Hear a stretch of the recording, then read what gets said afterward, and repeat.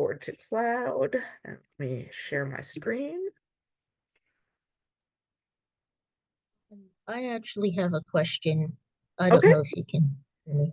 Yeah. I just wanted to know if you could go over in terms of like how to, I guess, turn an audition session into like an MP4 file, because I know we've had to do that for um previous assignments, and I've been having trouble doing that, so Yep.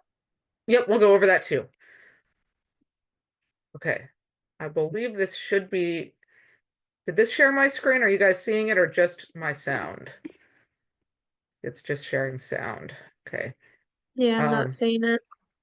okay, here we go. Now it should be sharing desktop and sound, so you guys will be able to hear things. Now you guys see my screen? Yeah. Good to go. Okay, cool.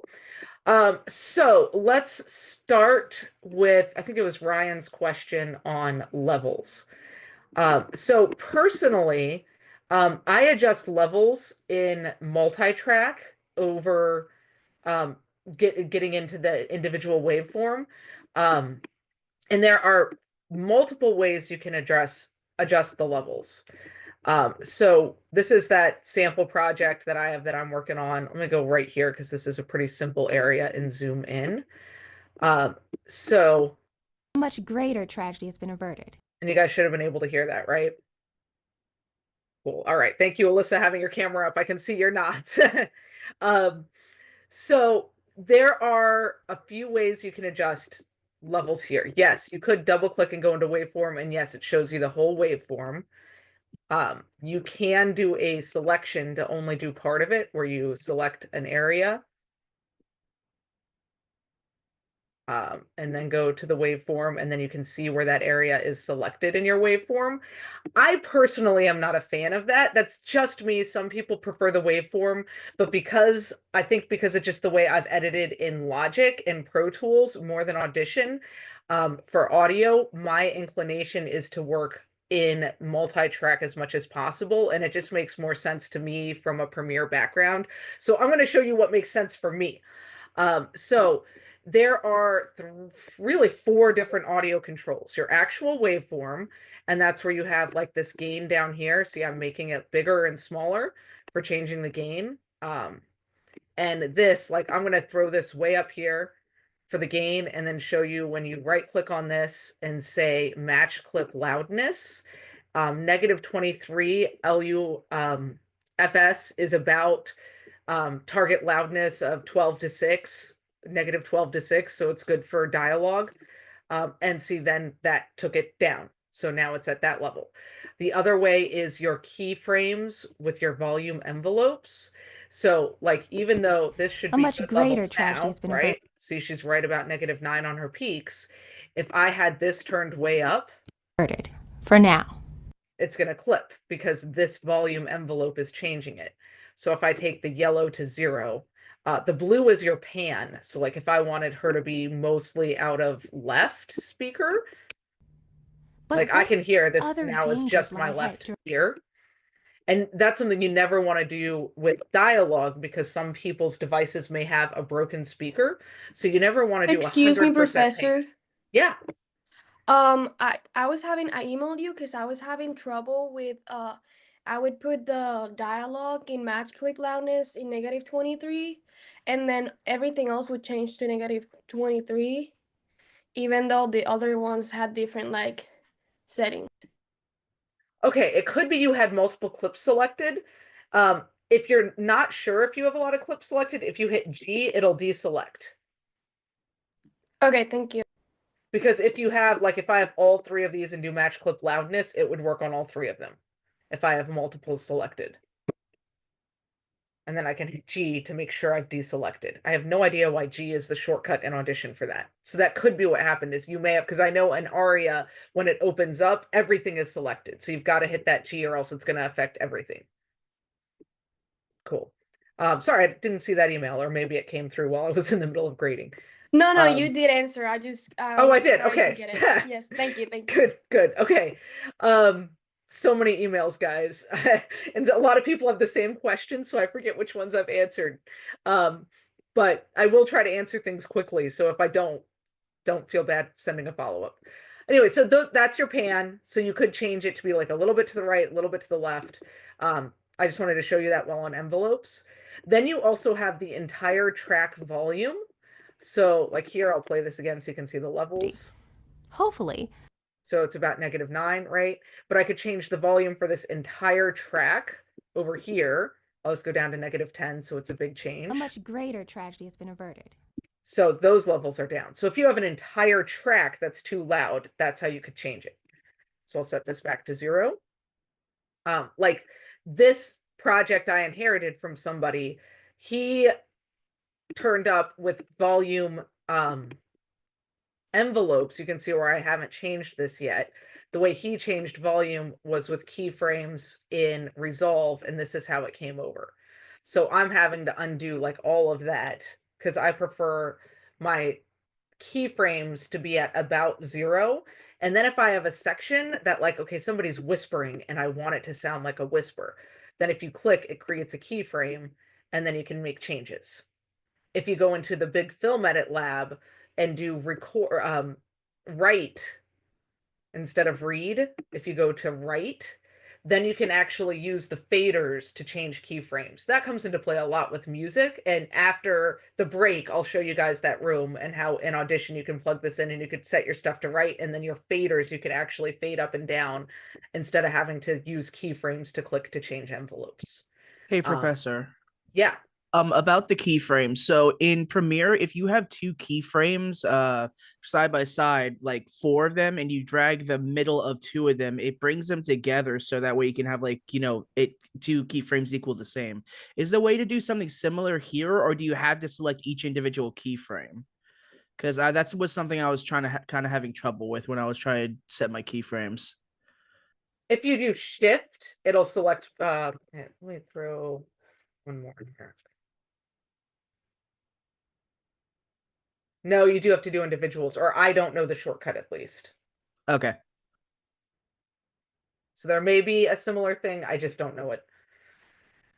But you can hear and hear. Something about the ocean and a princess and a crab.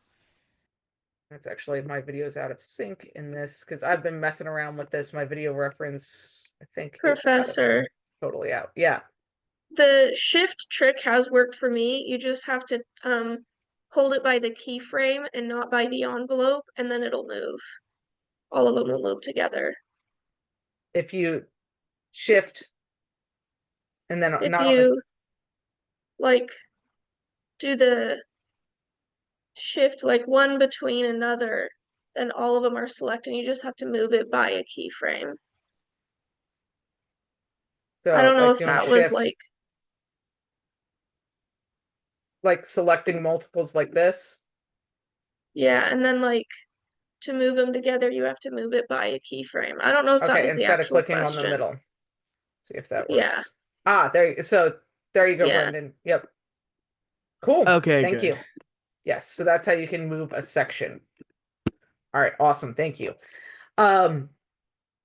Okay, so yes, you can control volume on the waveform, on the keyframe envelopes, on the track, and then also the master. Or if you put like all of your dialogues to a bus, you could control the volume on the bus. I'll show you guys on the master because this has come up for a few people.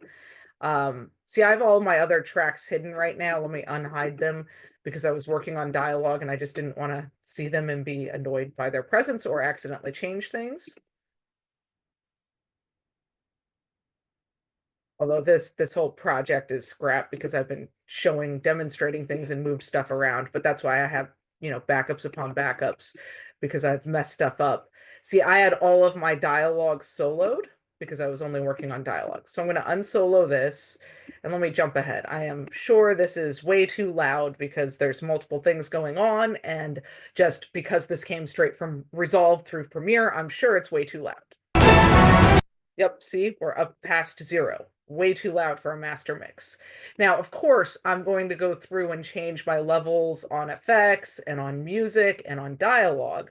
But let's say I'm out of time or I'm really frustrated and I just need to bring my overall mix down because everything is in good proportions. It's just too loud. So in your master mix at the bottom, you can also change your overall levels or add effects. So down in the mix, I'll just show you guys in the normal sends, right? And then effects, and I done another one. So the master mix, you can also bring down your levels right here. So like if I bring this down to -13, right, see my levels on everything are brought down. So if you reach a point where you're just, once you put everything together, it's just too loud, this is your, okay, everything's going down because my peaks are way too loud. I love the balance though between my dialogue, my sound effects, my music, everything else. This is where you can just bring it all down. Now, the only two effects I usually put in my master mix, so let's take this section for example, right? Because this was way too loud. I'm gonna get it close. Let's say that was what my levels are like on the whole thing.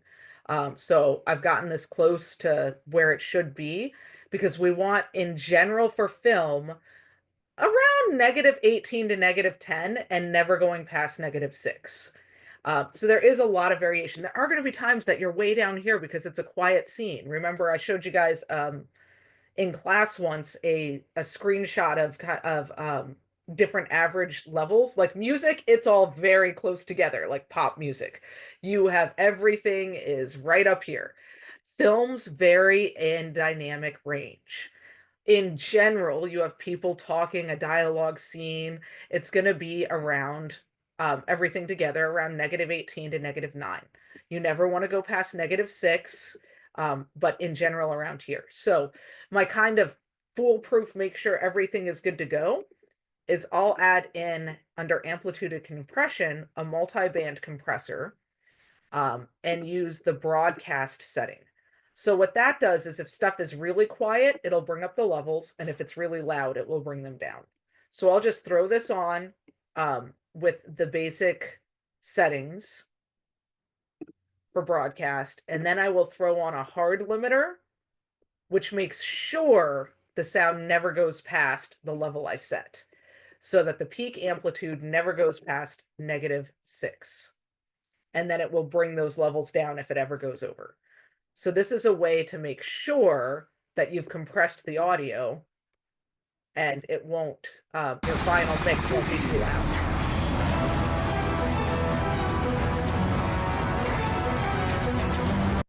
See right there, his final mix, if I take off taking this down, I'm sure we're going to be close up to that -6.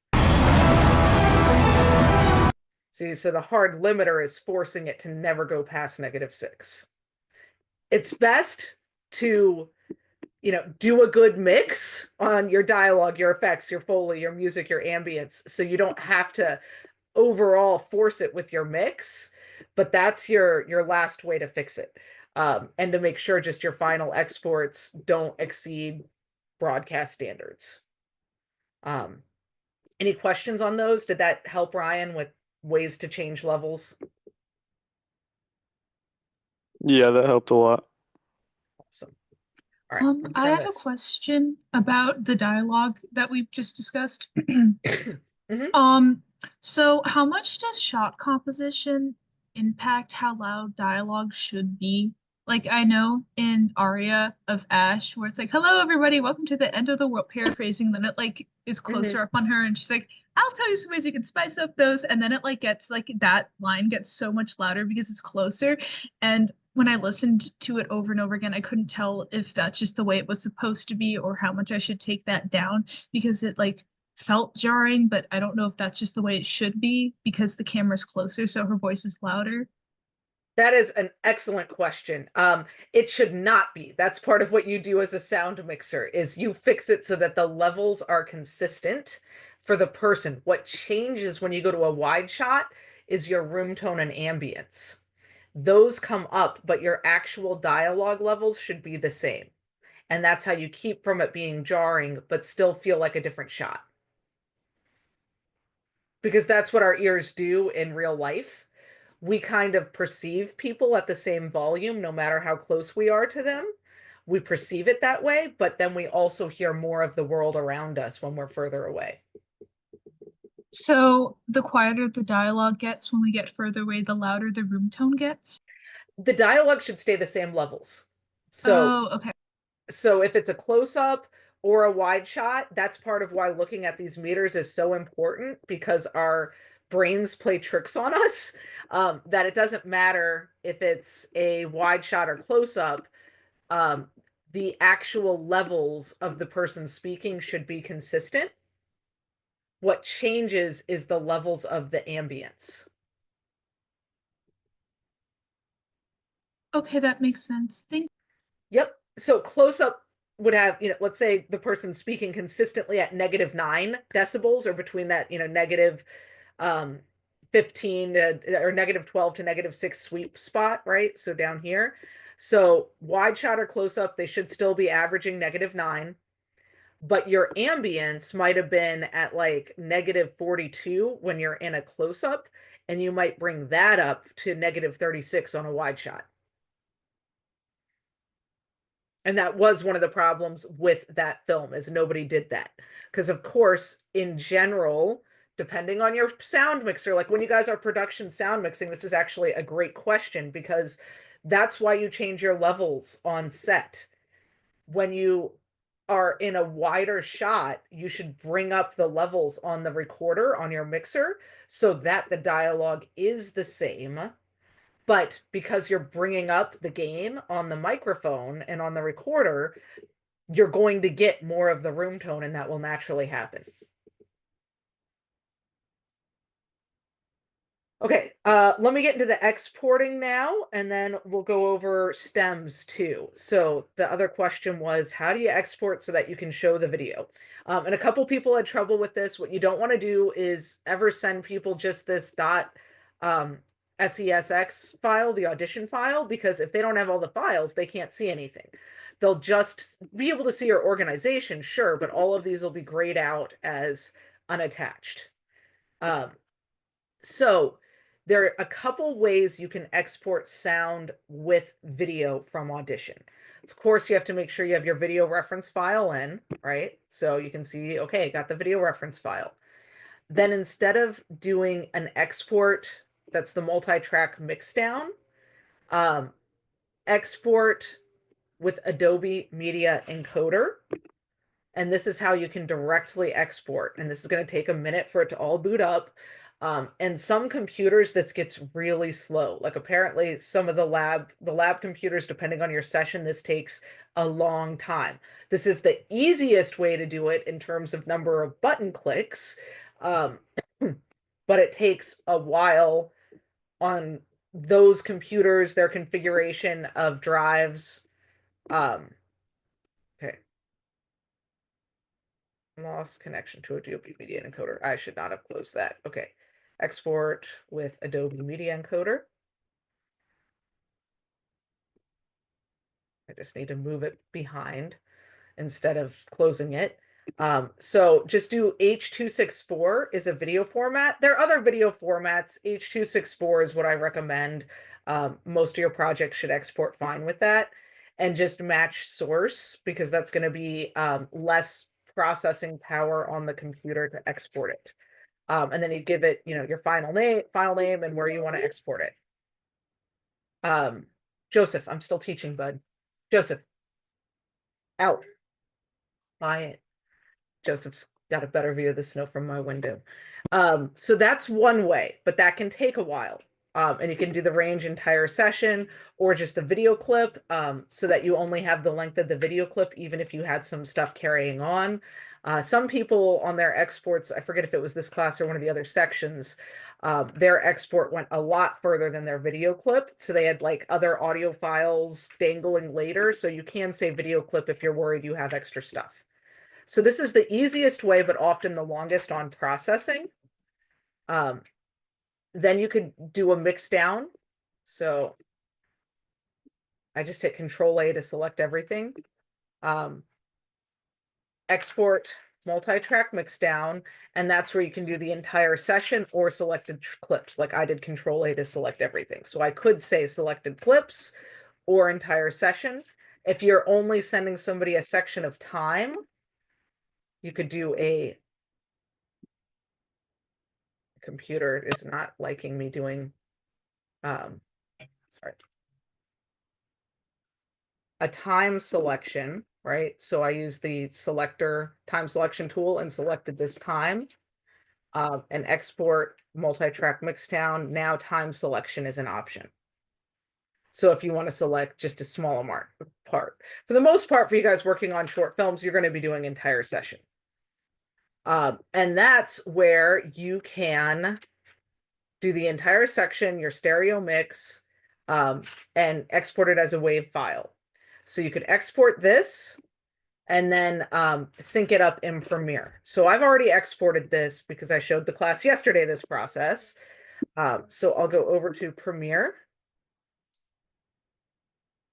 And I did a example file here. And then I'll import media. Let me make this full screen. See, I had already exported the dialogue mixdown. And then I drop in my video file. Mail. There we go. I could get to Finder. But my hard drive's not showing up in Finder. Let me get to it over here. Okay.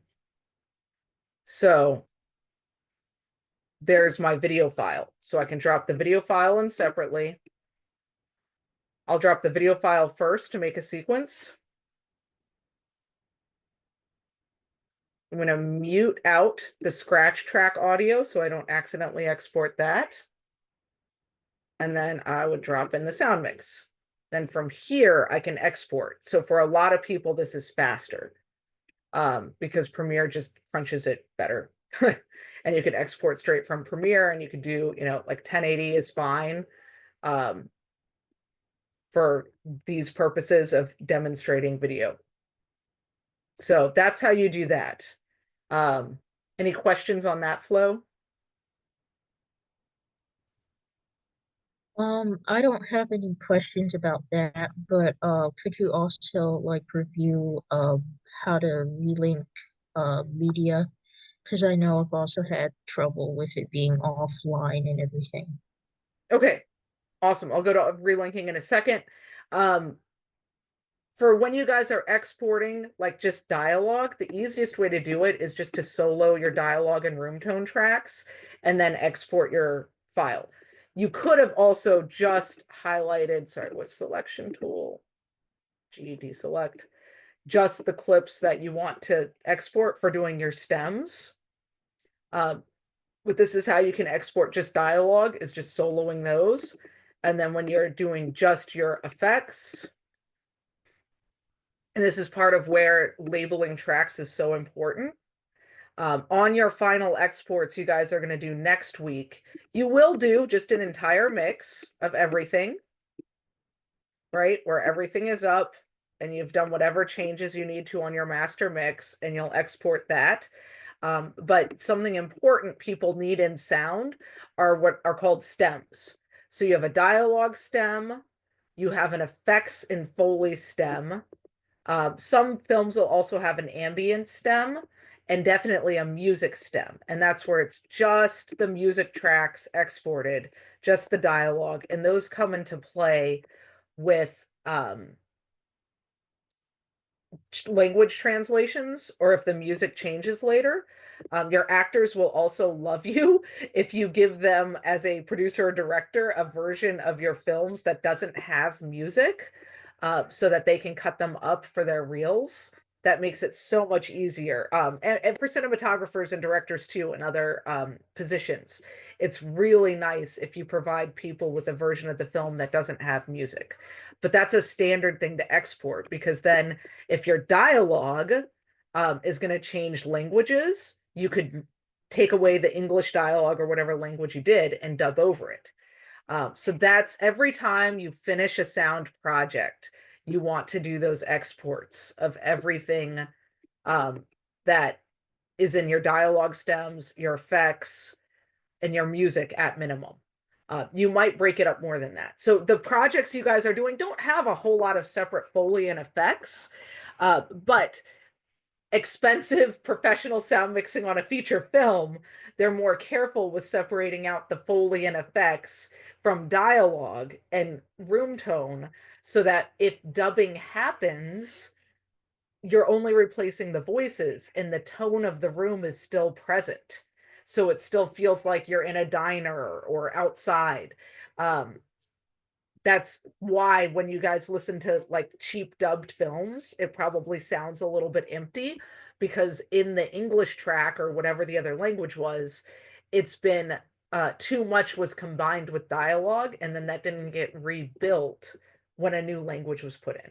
So just a thing on exports, and now we'll get into linking.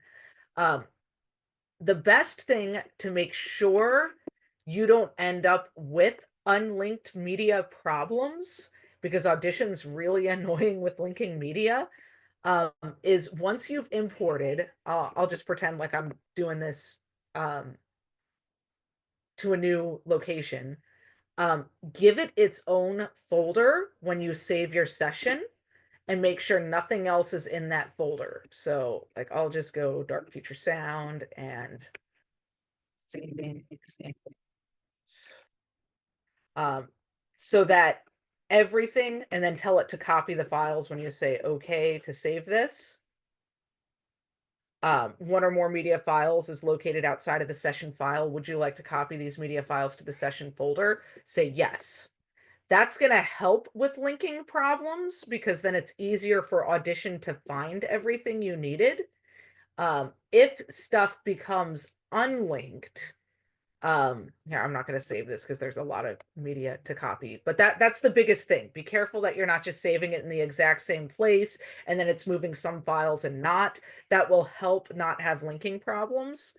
If you do have stuff that's unlinked, you can right click on it and say link media. You could select everything. I just hit Control A. And if it was unlinked, you could right click to say link media and it would go through everything and relink it. But in Audition, unlike in Premiere, it doesn't find everything if it's not exactly in the right place.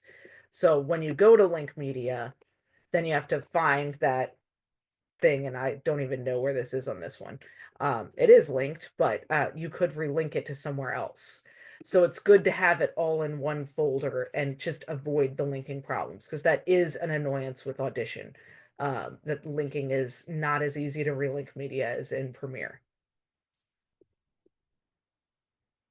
All right. Any other questions?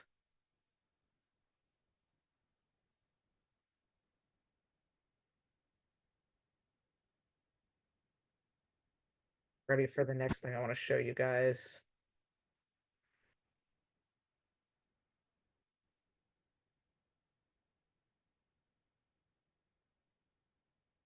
Okay. So getting into effects and noise reduction, some people messed around with noise reduction and used a lot. I'm going to show you a couple things on effects.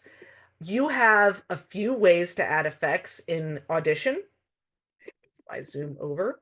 So Audition and Premiere auto detect what type of things each audio file is. Like, so it's detected these are all dialogue and this is all the same person speaking. I know this. One of your easiest ways to kind of get a shortcut is using Essential Sound. So if that window isn't up, you can just go to Window and say Essential Sound and it will come up. And I'm going to take this first clip, right? And yes, it is dialogue, and I'm going to use a preset. And I'm going to say podcast voice as a starting point because this is a reporter doing an announcement. So let's see how podcast voice sounds. I'm going to play it and then I'll add that effect. The threat is now Let me solo this so you can hear it. over. Moments ago, a National Guard. Okay. So that's her without this done. Now I'm going to go to podcast voice. And with that, the threat is now over. So what this has done is on the clip, right over here on the effects rack, not track effects, but on clip effects, it's added these filters.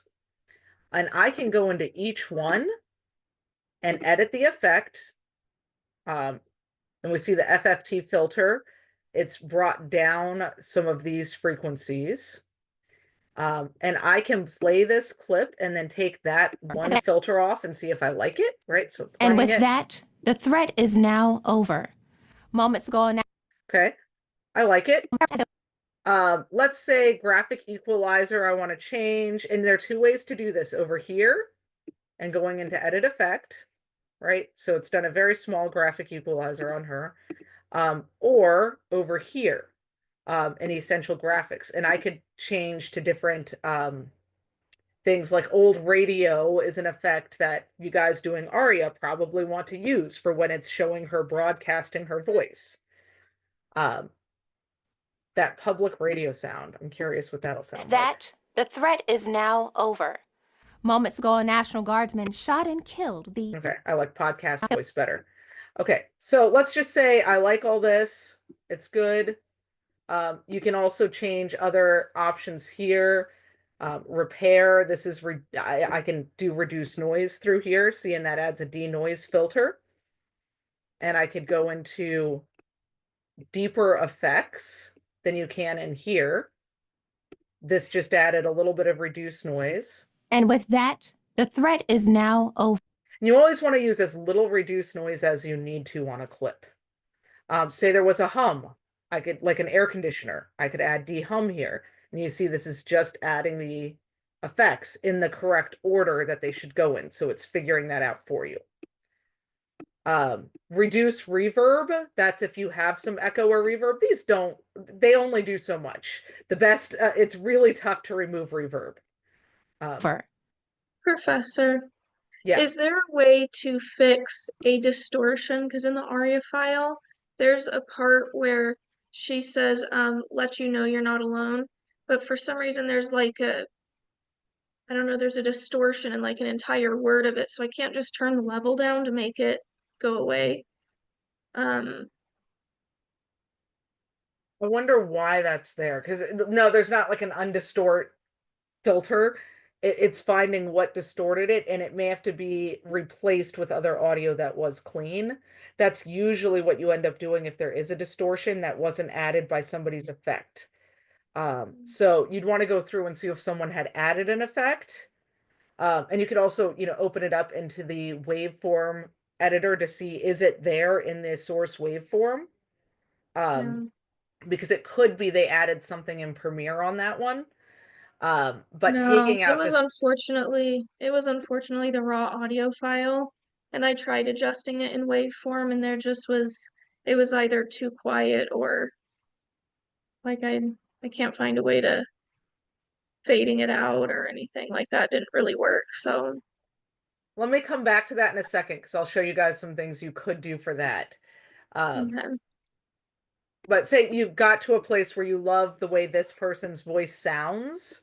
If you have a lot of this person and you're using this essential sounds to do these effects, you can save an audio type and give it a name. So like this is Morgan Reporter. I could save it, and then I can click on this clip and find that preset, Morgan Reporter, and it will add everything. If you don't want to save the preset because, oh, this person speaks 3 times, you can also select all and just Control C or Command C to copy them. Go to your next clip that needs this person, click on the effects rack, put it in, and then you have them all there. So now the threat is now over. Moments ago, a National Guardsman shot and killed the unidentified man. This time, the crisis did end in tragedy. And there we go. See, it's been applied to all the clips. So if you have like one person who has a bunch of noise, this is one way to do it. But all these effects, you could also put into the effects rack for the track. So if I have somebody who is speaking a lot, sometimes I'll just give them their own track so that I can do the effects. And then if I make a little change, it changes it for their entire time they're speaking. And I just put them on their own track. So if there's like a lead character or a really long scene, that's what I often will do, because tracks are cheap and you can put a bunch of them on one place. So does that help you guys some with how to use effects to denoise? And if you guys do have, I'm just going to throw this in this track to show you kind of the order of some filters you can use. If you have some reverb issues, you could do it through this Essential Sound panel to try to take care of them. But the order, if you have a reverb issue, is to do de-reverb, which doesn't usually work very well, but it can do a little bit, to get rid of echoes.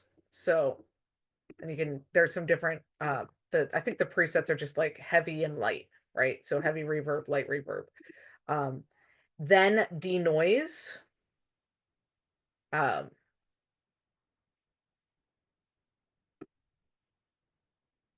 I'm just going to say light to put something on here. And then EQ using your 30 band equalizer. And then you try to just figure out what bands just by pulling down to see, was that echo or reverb in a band that you can reduce. Then what you do, if you have to match, because there was reverb, the other people talking in the scene or the other effects in the scene, then add a reverb. So like if this was this person, okay, and now I've gotten some reverb, but they're having a conversation with someone on this track, and let's say I only have the stuff on this track, then I would add reverb.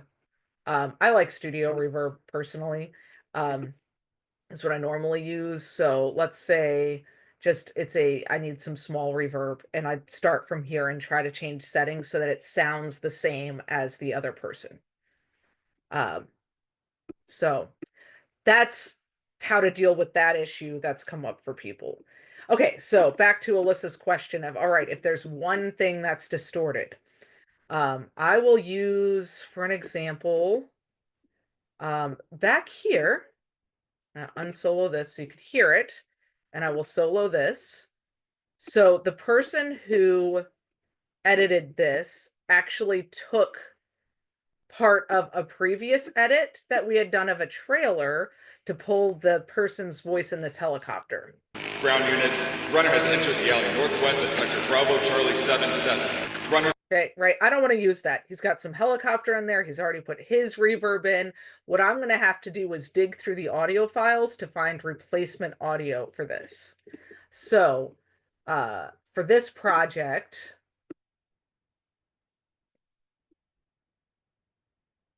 over here, and you guys have, like for Aria, you have all of the raw sound. So I have dark future footage, which is what this is. And I would need to use reports to find out where this is. And this is part of why keeping good reports on set are so important, so someone can find things. I just know, because I've already started looking at this, that it's in this last day, and these are voiceovers that got recorded later, right? So here is his voiceover that was raw and not, messed up with all this stuff. So I'm going to drag his voiceover in. Actually, I'm going to create a new track for this. And I want it right underneath this one. And I'm just adding a track. So it's, again, it's just the way my brain works. I prefer working in multi-track. Nick VO fixed. So you would find a time when she spoke that wasn't distorted on another take. Okay. So I've got his stuff in here. Now I'm going to solo this, and I'll just find an example. Stop. Put your hands up and get down on the ground. Stop. Don't move. Ground units, runner has entered the alley northwest at sector Bravo Charlie 77. Approach with caution. Runner is presumed infected and contagious. Okay, I don't know if that's the best one or not, but it works. So I'm gonna pull my edges over here to this bit. I could also split this with cutting. I just, for some reason, prefer to work this way. So I have my replacement sound. And I'll drag this underneath here. And of course, in your case, you probably can see the person's lips moving. In this case, you can't. Just turn off that studio reverb. Okay, now I just unsoloed that.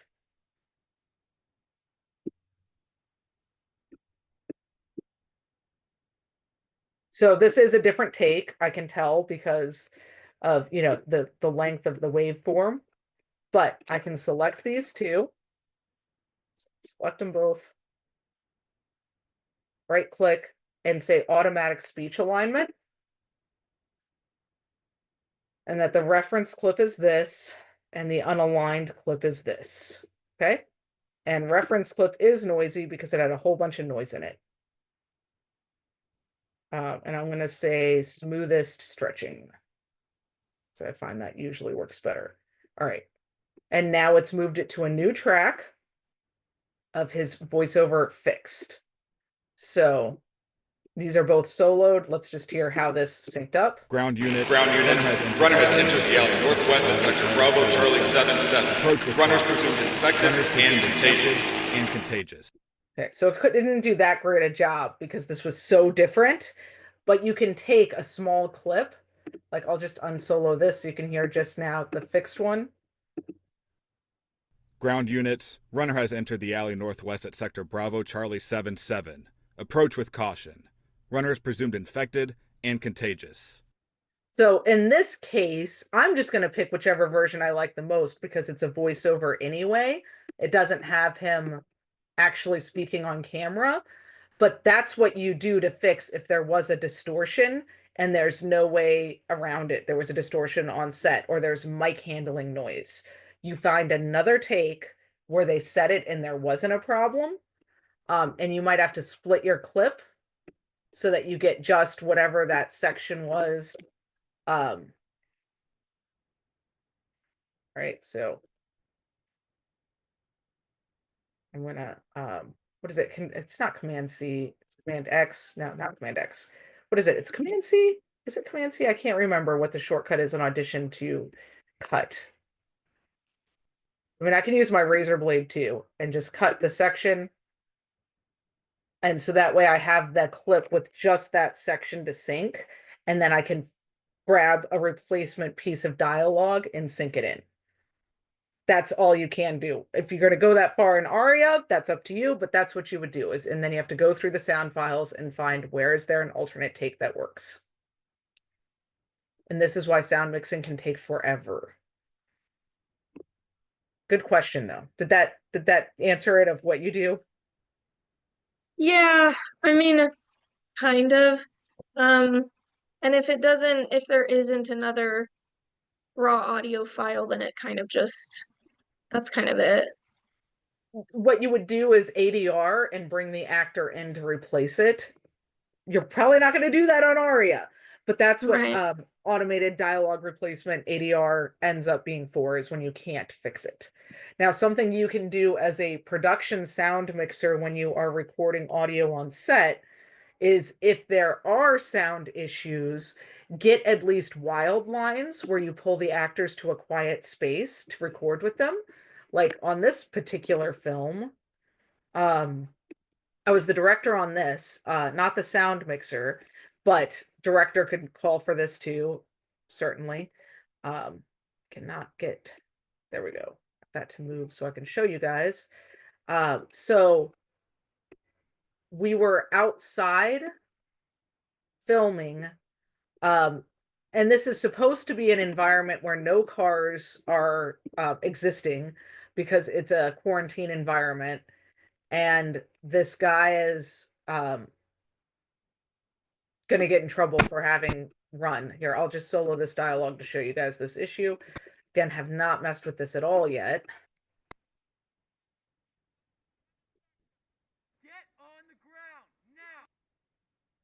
Okay. Oh, there's the rest of this dialogue. Right? On the ground!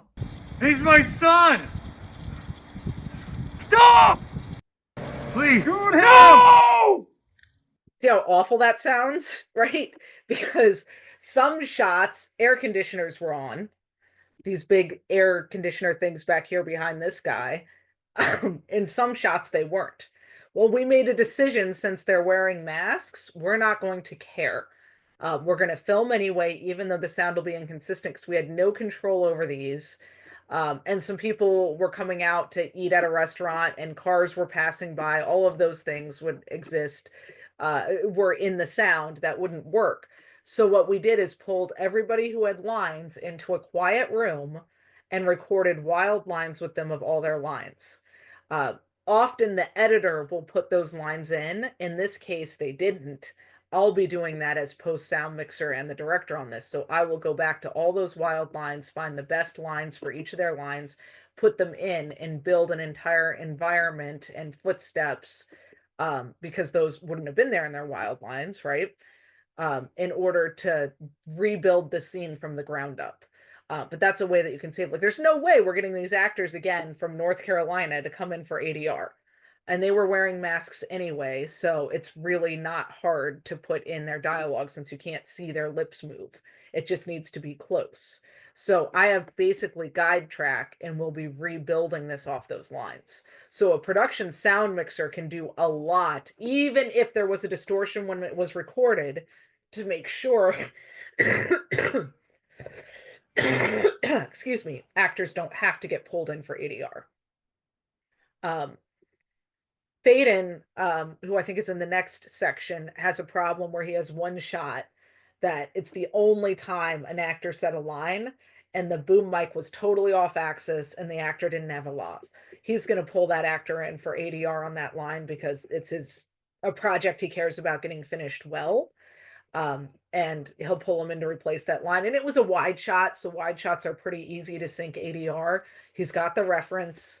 He'll use the speech alignment tool in Audition. And the actor's a friend who's still at Regent, so why not pull him Yeah, in to it was record it the was line? me. It was you? Okay. Yeah. Yeah, that's right. It was you.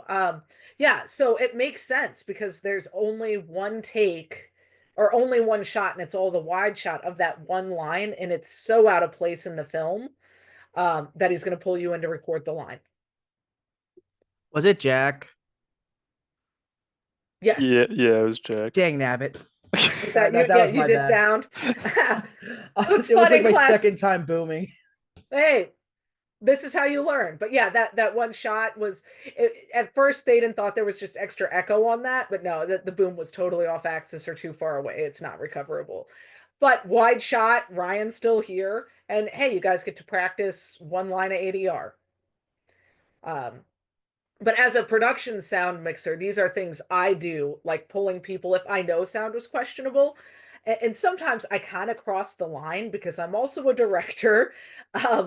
That if I know like performance was bad and the director has to move on because their time is up on the scene, whatever. But I know that the example I'll give is Investigating Supernatural Miracles, the CBN film. There were two actors actually off camera having a conversation that someone in a waiting room was reacting to. Actually, they were on camera, but they were turned away from the camera, so you couldn't see their mouths. So I knew in the shot it'd be easy to replace their dialogue because they were a doctor and a nurse talking about how somebody's never going to walk again, right? And then the guy who got healed and is able to walk is listening in the waiting room. So the focus was on the guy in the waiting room, and the doctor and nurse were off in the background of this waiting room shot. Well, the nurse was super nervous and just botching her lines, and the performance was bad. They needed to move on, and they got the good performance from the guy in the close up. So I asked the AD, I was like, hey, I'm going to pull them to do some wild lines. And she's like, cool, go for it. You've got time before the next scene. So I just took them to a quiet room and I directed them through better lines, and better delivery of their lines. I ideally would have brought the director with me if I could have. He was too busy getting ready for the next shot, but I went ahead with the permission of the first AD, and got them a lot better options that they can plug in. And I made good reports. So they knew that that dialogue existed somewhere. That's one of those things with reports, is knowing where room tone is, if you got wild lines, if you got extra effects, so that it can be found and you're not stuck, you know, looking through what day was this recorded on? What's going on? I'm not sure, right? You don't want to have to go through all that to find out what you have. So reports are super important. Let's see, I didn't record sound on this, and I don't think the person created a sound report, which is really frustrating. They did label tracks, which will help me a lot to be able to go back to my script as I need to look. And aha, 12 wild lines. Great. I've got, some labels to know what's there, but, a sound report would have been super helpful. They didn't generate that. And we'll go over that on the mix pre's, how you can generate reports from sound devices. But if you don't, you do it by hand, like we did with the Zooms. You write the reports. That's what you do, because that information is so vital. I have another project that was shot, I don't know, 10, 15 years ago. Somebody asked me if I had anything they could just practice editing. It's been edited and done, but I was like, sure, I've got this project. We would have loved to have done some things differently. It was a project where we had a lot of language and we shot a clean version and the original version with language. And it was like, we never edited the clean version. I'd love to see that get edited. Sure. Well, everyone who was on set took good reports. So even though I've totally forgotten a lot of things as a director, we had sound reports, camera reports, script supervisor reports, marked up scripts. It was like the best project to hand off to someone that wasn't dependent on my memory to know these are the shots that cover this scene, and here's exactly what you have. So that's my how to avoid this problem lecture, or like what Alyssa's doing trying to find a replacement sound, because I don't think Aria had good sound reports either. What other questions do you guys have?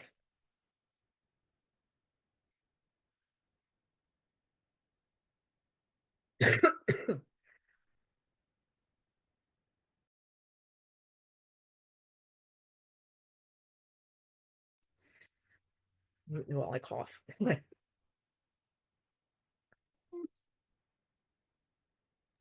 right, did anybody? I guess that one that I was thinking of is I often try and play around with ducking when it comes to music, but I don't end up really liking it because I usually just tend to try and manipulate the audio myself. Is there any better way to do that? Because I often find myself fighting music the most when I'm trying to get stuff in. I agree with what you actually do. I don't like auto ducking. I don't think it works. It works in a pinch if you're doing a quick YouTube video to say auto duck, which will auto bring down the levels of music behind people speaking. Usually it just gets used for editors to get a quick feel for sound, or like, this is a low budget project we're doing a quick turnaround on. You don't use auto ducking professionally. You manually adjust your music levels.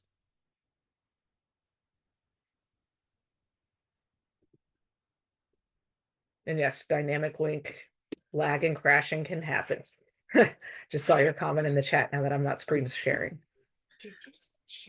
All right. What about this then? So I in Premiere, I learned about a thing about ending music with like a super echo, using the echo effect on the entire track, so you don't have to extend the audio file. Is there a way to do that in the same track in Audition, or do you still need to separate it into its own file so that way the echo carries without having to extend the file itself? I'm not sure. We did one of the Audition lessons that I recorded was on manipulating audio for time. There's some better tools than that to change your time in Audition. Like, you could do an echo. I'm not sure if you have to do it on a separate track in Audition, because I haven't used that trick personally. But there are a lot of ways you can manipulate time with music without affecting pitch in Audition. And that's in one of the Audition lessons that I recorded a video for. Let me see if I can find which one that was. But there are some other better tools for manipulating audio durations. The biggest thing that I just like, it baffles me all the time, guys, just at least fade out your music. Like, don't just have a hard cut. Really, you want to try to end music so it sounds like a proper ending for music. And there are a lot of tools in Audition to help you do that, but the biggest one is just remembering to do it. Don't just go, oh, I'm done with when I need music, so now the track ends. At minimum, do some form of fade out. Ideally, you do something like an echo or reverb on the end so it carries over and sounds like a natural fade out, or cut the audio track up so that it ends at the right place. And so you take out like a section in the middle where you can disguise the cut. And so you start with the beginning of the song, end with the end of the song, and you took out some measures in the middle that were repeats. That's ideally what you do. And then you manipulate time a little bit to make it work. I'm looking for that video so I can tell you the right one.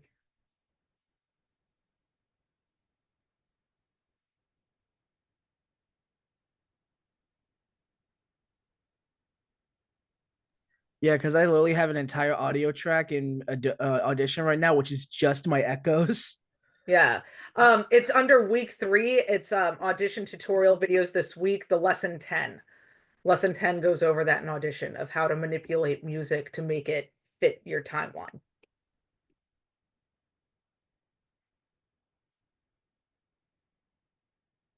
All right. Any other questions or thoughts? So this recording from Zoom will go up into the Zoom recordings option in Canvas. It'll get automatically, as soon as it processes, it'll be there. So if you guys need to reference this as you're working. Next week, we don't have class in person because I will be out of town for NRB, but I will be available. Please shoot me, like, emails are the best for asking questions. Try to send a clip of whatever it is you're asking about because I'll be much more likely to be able to give you good feedback. Trying to, by the end of today, have everyone's dialogue notes up on your midterms. Remember, as you go through these midterms, like for effects and music, you may not have much you're adding.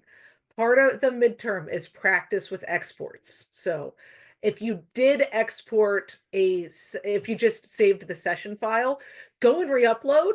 But guys, if you uploaded something by the deadline or whatever day you did your first upload, I will change Canvas for late submissions to go off of that time that you uploaded something. And then I grade your revision. So get something in by deadlines or as close to it as you can. Even if it's not perfect and you revise it later, I'm always going to grade your latest revision of work, but go off of the date you did a first submission. So good job, those of you who are like, I don't know what I'm doing. I'm just going to upload my Adobe session, right? You did something. So I can say, look, you tried to do the work. And even though there was a complication, something was there. So I can use that as the date for when you submit it. And communicate with me if you've got problems. So I'm actually really lax on late assignments as long as you communicate. If it's just late with no communication, you're going to get the Canvas automatic late. But you guys have next week to work on finishing up your projects. By the end of this week, before I leave, I'll have posted some videos for you guys to watch next week. But you watch them on your own time. You don't have to do it at class time. So you can use that class time to get in and work or not. A lot of you are also in Professor Nail's classes. Like, we tried to stack things so it was a heavy filming week for his classes when Professor Sinclair and I will be out of town, so that you guys have more time in fundamentals of production and cinematography to get there earlier, stay late. So hopefully that works out well as you guys work on projects. All right. Any other questions or thoughts before I stop the recording? I have one question. You said there's no class on Tuesday, no Zoom meeting for either, just there's no class on Tuesday? Right, because we're going to be Regent sending Professor Sinclair and I to NRB to represent the university along with a couple of students. So I have no idea what we'll be doing. I'll have the videos up on some stuff to work on next week, but they'll be self-paced. You don't have to do it at class time. Okay, thank you. Yeah, but as great as it would be to do a Zoom class, I have no clue when we'll be able to actually step away and do it. So it's no class on Tuesday and Thursday? Correct. Okay. So I'm pretty sure, I don't think Professor Sinclair got any substitutes for his classes next week either. So both of our classes are out next week, or rather self-paced and time to work on these projects. So you guys have your midterm final exports of this due end of next week. So you have time to work on them. Awesome, thank you. All right. You're welcome. I'm going to stop recording and this will be up as soon as